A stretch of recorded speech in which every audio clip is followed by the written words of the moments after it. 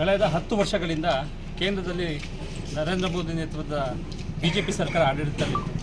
ಇಡೀ ಕುಣಿಗಲ್ ಜನತೆಗೆ ಮತ್ತು ಗ್ರಾಮಾಂತರ ಕ್ಷೇತ್ರದ ಜನತೆಗೆ ಒಂದು ಕೊರಗಿತ್ತು.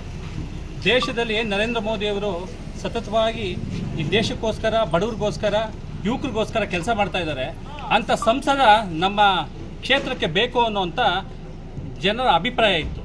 ಇವತ್ತು ನರೇಂದ್ರ ಮೋದಿಯವರು, ಸನ್ಮಾನ್ಯ ದೇವೇಗೌಡರು ಮತ್ತು ಎಲ್ಲ JDS ಮತ್ತು NDA ಸೇರಿದಂಥ ಎಲ್ಲ ಪಕ್ಷಗಳು ಸೇರಿಕೊಂಡು ನಮಗೆ ಅತ್ಯಂತ ಸಂತೋಷವಾದಂಥ ಖುಷಿ ಅಂದರೆ ನರೇಂದ್ರ ಮೋದಿಯವರು ಇವತ್ತು ದೇಶದ ಸೇವೆಯಲ್ಲಿ ಹೇಗೆ ತೊಡ್ಕೊಂಡಿದ್ದಾರೆ, ಅದೇ ರೀತಿಯ ಇನ್ನೊಬ್ಬರು ಸಮಾಜ ಸೇವಕರು ಮತ್ತು ಡಾಕ್ಟರ್ ಆದಂಥ ಡಾಕ್ಟರ್ ಮಂಜುನಾಥ್ ಅವರು ನಮ್ಮ ಕ್ಷೇತ್ರಕ್ಕೆ ಅಭ್ಯರ್ಥಿಯಾಗಿರುವಂಥದ್ದು ನಮ್ಮೆಲ್ಲರ ಸೌಭಾಗ್ಯ ಅಂತ ನಾನು ಮೊದಲನೇದಾಗಿ ಭಾವಿಸ್ತೀನಿ.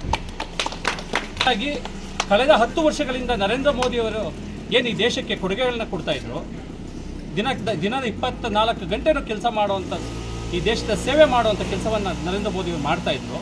ಅದೇ ಕೆಲಸವನ್ನು ಈ ಕ್ಷೇತ್ರಕ್ಕೆ ಮುಂದಿನ 5 ವರ್ಷಗಳ ಕಾಲ ಡಾಕ್ಟರ್ ಮಂಜುನಾಥ್ ಅವರು ಮುಂದೆ ಮಾಡ್ಕೊಂಡು ಹೋಗ್ತಾರೆ.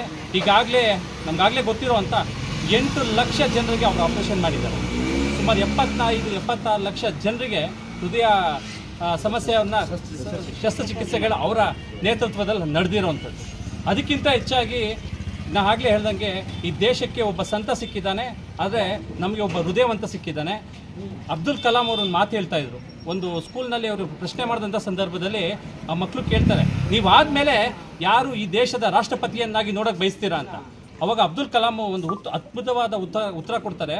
ಈ ದೇಶಕ್ಕೆ ನಾಳೆ ಒಬ್ಬ IAS ಬರ್ಬೋದು, ನನ್ನಂಥ ಸೈಂಟಿಸ್ಟ್ ಇನ್ನೊಬ್ರು ರಾಷ್ಟ್ರಪತಿ ಆಗ್ಬೋದು, ಇಲ್ಲ ಇನ್ನೊಬ್ರು ಡಾಕ್ಟರ್ ಆಗ್ಬೋದು, ಇನ್ನೊಬ್ರು ಆಗ್ಬೋದು, ಮತ್ತೊಬ್ರು ಆಗ್ಬೋದು.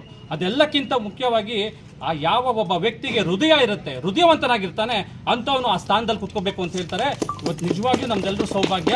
ನಾವು ಇವತ್ತೆಲ್ಲರೂ ಒಟ್ಟಾಗಿ, ಇವತ್ತು JDS ಇರ್ಬೋದು, BJP ಇರ್ಬೋದು, ನಾವೆಲ್ಲರೂ ಒಟ್ಟಾಗಿ ಈ ಕ್ಷೇತ್ರವನ್ನು ಗೆಲ್ಸ್ಕೋಬೇಕು ಅಂತ ತೀರ್ಮಾನ ಮಾಡಿದ್ವಿ.